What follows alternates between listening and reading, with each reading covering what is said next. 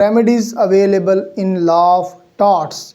सबसे पहले हम देखते हैं कि व्हाट इज़ अ रेमेडी, कि रेमेडी या लीगल रेमेडी कहते किसे हैं।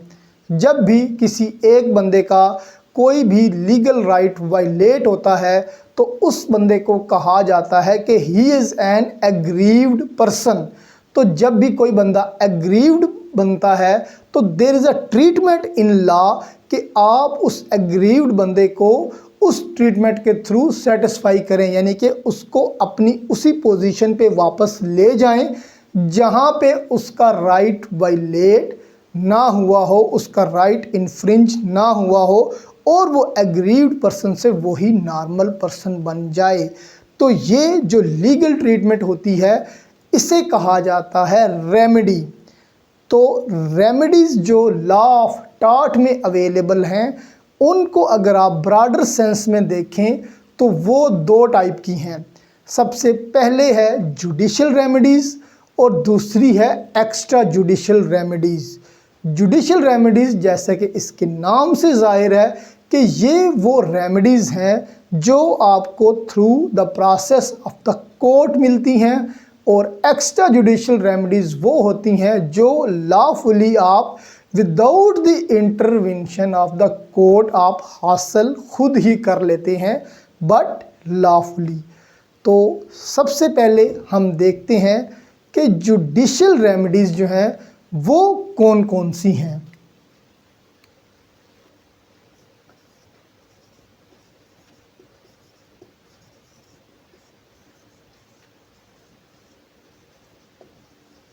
जुडिशियल रेमेडीज़ की जो टाइप्स हैं उनमें जो सबसे पहली टाइप है वो है डैमेजेस।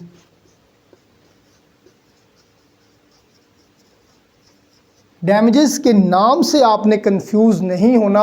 ऐसा लग रहा है कि ये डैमेज यानी कि नुकसान की जमा है, डैमेजेस यानी कि बहुत सारा नुकसान, तो ऐसा नहीं है। डैमेजेस कहते हैं हर्जाने को। अगर आप इसको उर्दू में देखें तो इसे कहते हैं हर्जाना, यानी कि अगर किसी का आपने नुकसान कर दिया है तो उसको आपने कंपनसेट करना है through the amount of money. इसे आप primary remedy of the tort भी कह सकते हैं, यानी कि ये वो रेमेडी है डैमेजेस जो कि टॉर्ट में हर दूसरे तीसरे केस में जो है ना डैमेजेस दिए जाते हैं। डैमेजेस कहते हैं हर्जाने को, और इसको लीगल डैमेजेस भी कहते हैं। और ये अमाउंट ऑफ मनी है in the shape of compensation. अगर आपने किसी को कंपनसेट करना है तो आप उसका जितना नुकसान किया है उसको उतनी अमाउंट ऑफ मनी आप दे देंगे तो वो कंपनसेट हो जाएगा और उसे कहेंगे डैमेजेस। आगे डैमेजेस जो हैं वो चार टाइप के हैं। सबसे पहली जो टाइप है डैमेजेस की वो है कंटेम्पचुअस डैमेजेस। थोड़ा सा ट्रिकी नाम है इसका, कंटेम्पचुअस डैमेजेस। इनको इग्नोमिनियस डैमेजेस भी कहा जाता है। इग्नोमिनियस डैमेजेस भी कहा जाता है।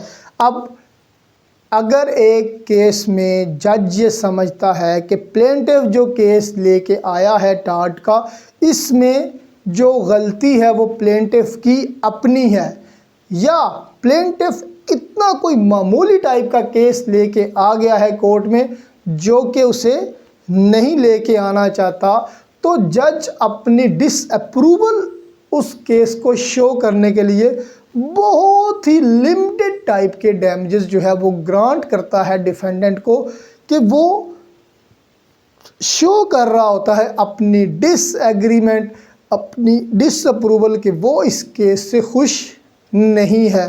तो जो कंटेम्पचुअस डैमेजेस होंगे वो बहुत ही माइनर टाइप के होंगे और वो उस केस में होंगे जिसमें जज ये समझता है कि ये या तो प्लेंटिफ की गलती है या ये बहुत ही एक मामूली टाइप का केस जो है वो प्लेंटिफ लेके आ गया है।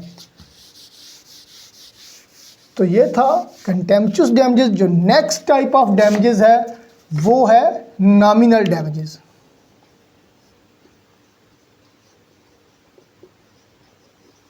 Nominal damages. अब इसके भी नाम से जाहिर है नॉमिनल यानी कि थोड़े से। तो जो कंटेम्पचुअस डैमेजेस से थोड़े से ज़्यादा डैमेजेस जो होंगे उन्हें आप नॉमिनल डैमेजेस कह सकते हैं।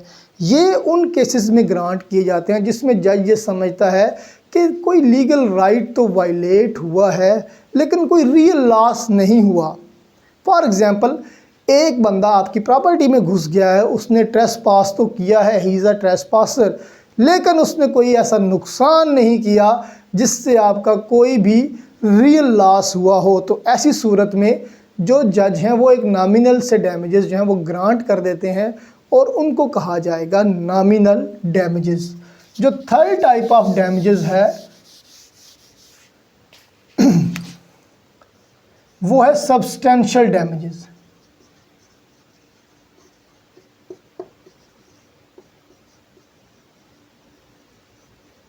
सब्सटेंशियल यानी कि पूरे के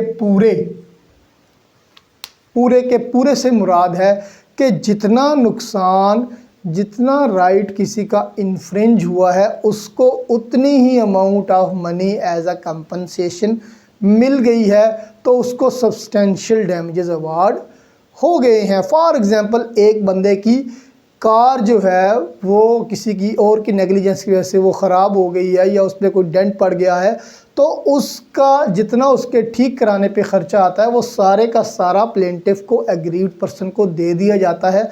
तो उसे क्या कहेंगे? सब्सटेंशियल डैमेजेस यानी कि पूरे के पूरे डैमेजेस। उसके बाद जो लास्ट टाइप है इसकी, but not the least, that is exemplary damages.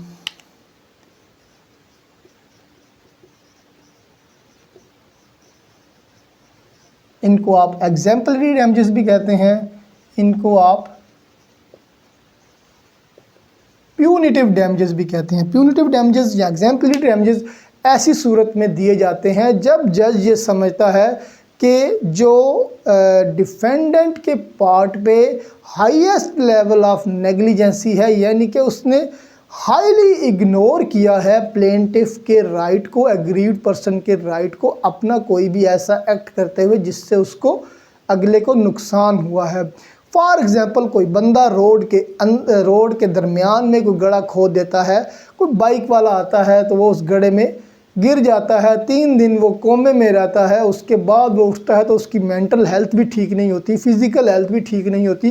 तो ऐसी सूरत में जो प्लेंटिफ है उसने हाईली इग्नोर किया है दूसरे बंदों के राइट्स को और उसने एक्सेसिव नेग्लिजेंस की है। तो ऐसी सूरत में जज ये करता है कि उसको एग्जेम्पलरी जो है वो डैमेजेस ग्रांट करता है, अवार्ड करता है दूसरे बंदे को, ताकि जो आम पब्लिक है वो उससे सबक सीखे और किसी के भी राइट को ऐसे इग्नोर ना करे जैसे उसने किया हो। तो ये हैवी अमाउंट होती है और इनको एग्जेम्पलरी या प्यूनिटिव यानी कि पनिशमेंट के तौर पे जो डैमेजेस ग्रांट किए जाते हैं वो कहा जाता है। तो ये थी डैमेजेस की 4 किस्में, कंटेम्पचुअस डैमेजेस, उसके बाद नॉमिनल डैमेजेस, उसके बाद सब्सटेंशियल डैमेजेस और देन एग्जेम्पलरी या प्यूनिटिव डैमेजेस। तो अब ये डैमेजेस आपके जहन में सवाल आया होगा कि हो इट इज़ मेजर्ड। तो देयर इज़, इसका जो आंसर है वो ये है कि कोई ऐसा अरिथमेटिक फार्मूला नहीं है जिसकी मदद से आप ये डैमेजेस मेजर करें। ये हर केस के सर्कमस्टांसिस पे डिपेंड करता है। और दूसरी चीज़ जिस पे ये डिपेंड करता है वो है डिस्क्रिशन ऑफ द कोर्ट, कि कोर्ट की ये डिस्क्रिशन है कि वो कितने damages circumstances of the case को देखते हुए ग्रांट करती है। जो सेकंड टाइप है जुडिशियल रेमेडीज़ की वो है इंजंक्शंस।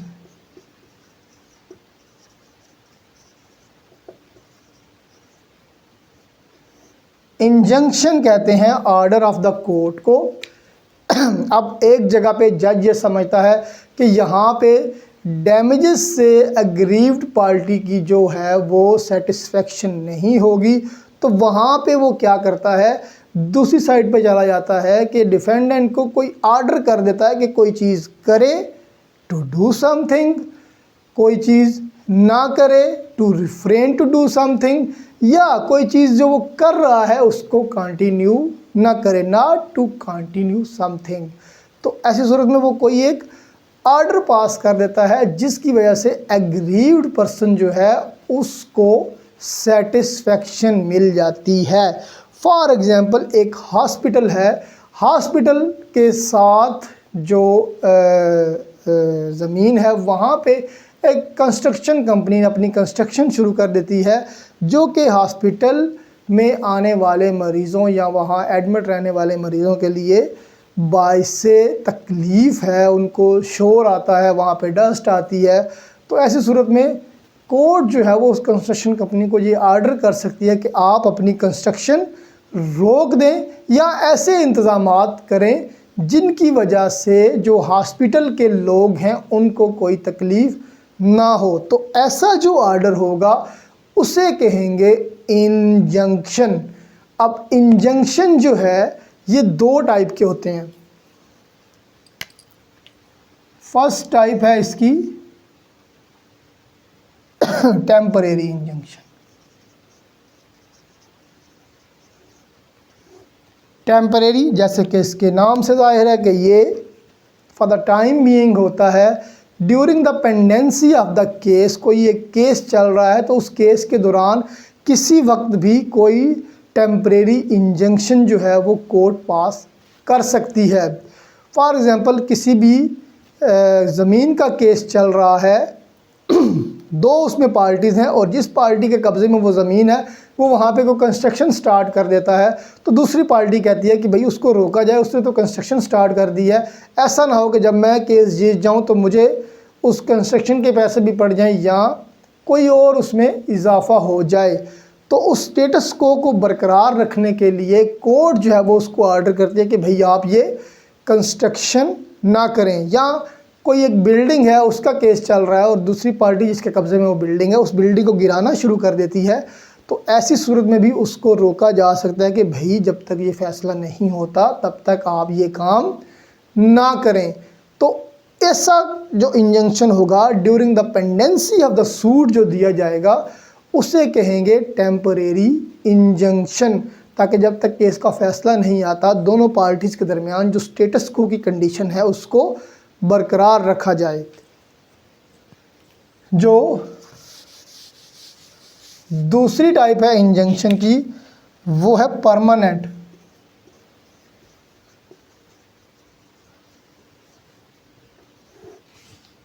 इसको आप परमानेंट इंजंक्शन भी कहते हैं, इसको परपीचुअल इंजंक्शन भी कहा जाता है। तो ये उस सूरत में होगा जब कोर्ट जो है वो दोनों साइड्स को हर्ड कर लेगी, दोनों साइड्स का केस सुन लेगी, उसके बाद जो डिक्री करेगी that will be final injunction, या उसको आप परपीचुअल इंजंक्शन कह सकते हैं या परमानेंट इंजंक्शन कह सकते हैं। कि जब कोर्ट ने एक फ़ैसला सुना दिया कि भाई अब आपने ये पक्का नहीं करना काम, या अब आपने जो ये काम आप कर रहे हैं इससे रुक जाएं, या जो आप नहीं कर रहे वो करें, तो उस इंजंक्शन को क्या कहेंगे, परमानेंट इंजंक्शन या परपीचुअल इंजंक्शन। तो इंजंक्शन की कितनी टाइप्स होगी, दो, टेम्परेरी इंजंक्शन और परमानेंट इंजंक्शन। अब तीसरी जो रेमेडी है जुडिशल वो है specific restitution of the property. Third one is specific restitution of property, कि किसी बंदे से उसकी प्रॉपर्टी छिन गई है और वो थ्रू अ जुडिशल प्रोसेस उस प्रॉपर्टी को वापस लेता है, तो उसे कहेंगे specific restitution of the property. उसमें ना उसने डैमेजेस लिए ना उसने कोई इंजंक्शन लिया, उसने वही प्रॉपर्टी अपनी वापस ले ली स्पेसिफिकली, तो उसे कहेंगे specific restitution of the property. ये इक्विटेबल रिलीफ है ये वाला भी और इंजंक्शन भी, दोनों कहाँ से ड्राइव हुए हैं इक्विटी से। दोनों क्या कौन से रिलीफ है? Equitable relief. तो जुडिशल रेमेडीज़ में तीन चीज़ें आ गई, डैमेजेस, इंजंक्शंस और specific restitution of the property. अब हम देखते हैं कि एक्स्ट्रा जुडिशल रेमेडीज़ कौन कौन सी हैं।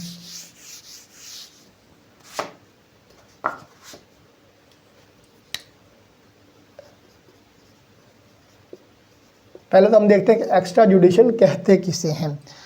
जुडिशल रेमेडीज़ तो वो होगी जो आपको through the process of the court मिलेंगी, और एक्स्ट्रा जुडिशल रेमेडीज़ वो होगी जो आपके जिसमें आपकी कोर्ट की इंटरवेंशन जो है वो शामिल नहीं होगी।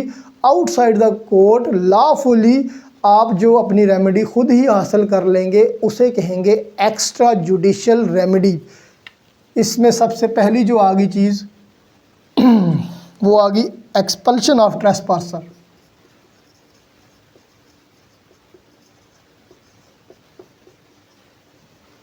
कि कोई भी ट्रेसपासर आपकी लैंड में घुस गया है तो आपने उसको एक्सपेल कर दिया है, तो वो क्या हो गया? आपने एक्स्ट्रा जुडिशली अपनी रेमेडी हासिल कर ली है। अब ऐसी सूरत में दो कंडीशंस का होना ज़रूरी है कि जिस प्रॉपर्टी में वो ट्रेसपासर घुसा है वो आपकी अपनी होनी चाहिए, और दूसरा आपने एक रीज़नेबल फोर्स लगा के उसको एक्सपेल करना है, ना कि ऐसी फोर्स लगानी जो कि रीज़नेबल नहीं है। यानी कि उसको आपने थ्रेटन नहीं करना, उसको कुछ और ऐसी चोट नहीं पहुंचानी जिससे उसको कोई भी नुकसान हो जाए, तो आपने एक रीज़नेबल फोर्स से उसको एक्सपेल करना है। दूसरा है री एंट्री ऑन लैंड।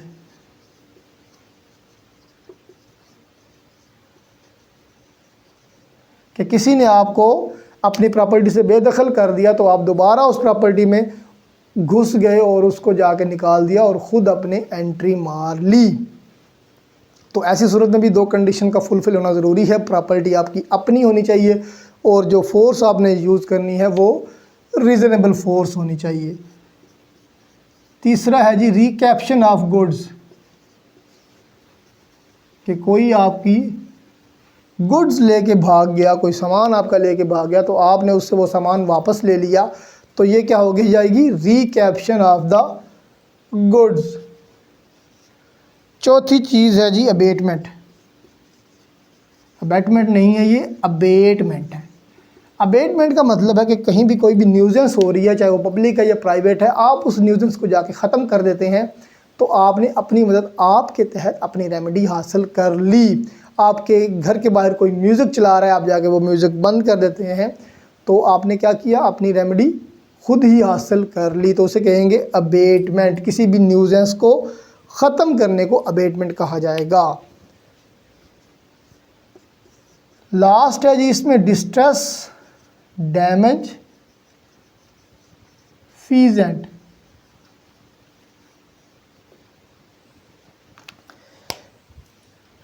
आपकी फसल में कोई भी जानवर घुस आया किसी दूसरे का, उसने फसल ख़राब कर दी, तो आपने क्या किया? उस जानवर को कैद में रख लिया जब तक कि उसका मालिक आके आपको कंपनसेट नहीं करता, पैसे नहीं देता उस फसल ख़राब करने के, तब तक आप उसको काबू में रख सकते हैं। तो इसे कहेंगे डिस्ट्रेस डैमेज फीजेंट।